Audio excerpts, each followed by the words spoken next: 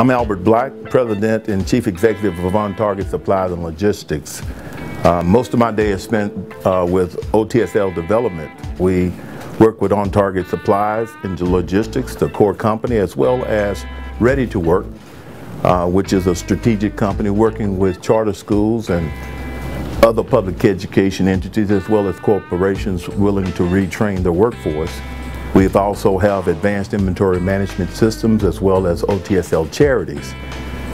Our day is spent using the talent base of our company, making sure that we run the most efficient operations that we can, giving the employees the kind of culture they need to produce the kind of work that our customers find satisfactory. All at profitable rates, and in this economy, that's a pretty tough charge. As a little boy, I got started in Fraser Courts housing projects, cutting yards. And from that, I was introduced to the American Free Enterprise System, along with the stimuli of parents and grandparents. My grandmother really wanted me to be somebody. My father really told me the stories of the men and the women that he would serve downtown Dallas as a doorman for the Baker Hotel. These stories of Dallas business really inspired me. Growing up in the shadows of downtown Dallas and Fraser Courts housing projects, I knew that Dallas was a city that, if prepared and willing to put in the kind of time and effort, that we could build the kind of business that we needed to be prosperous. And so, along with Gwinneth, my wife, and a team of wonderful people that joined us in the beginning, we started building On Target Supplies and Logistics. So we really evolved from a landscaping and lawn service company into a janitorial service and supply company, always looking for that core competency. Finding the core competency led us to logistics, which led us to the development of people. And that's how we get to where we are today. Developing people has been our history, it's what we're doing today, and it's our future. I remember being on the Parks program at Wahoo Park, which is now Juanita Craft. It was during the Johnson administration, and in the Johnson administration they had the War on Poverty program, and that led to the free lunch program. I just didn't like that idea of having a free lunch. Oh, we could have been anything.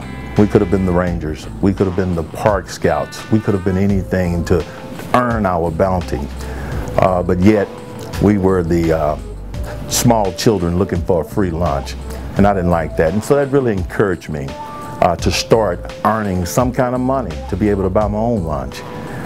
Sure, my parents would have provided anything that I wanted to, but that independence to counterbalance that free lunch is what really sparked me to go into business.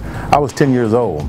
Now all these years later, I'm 50, and I still have that spark of independence, still resenting that free lunch.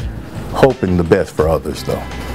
Sometimes we believe that education is in the wrong place. Too often we put it first.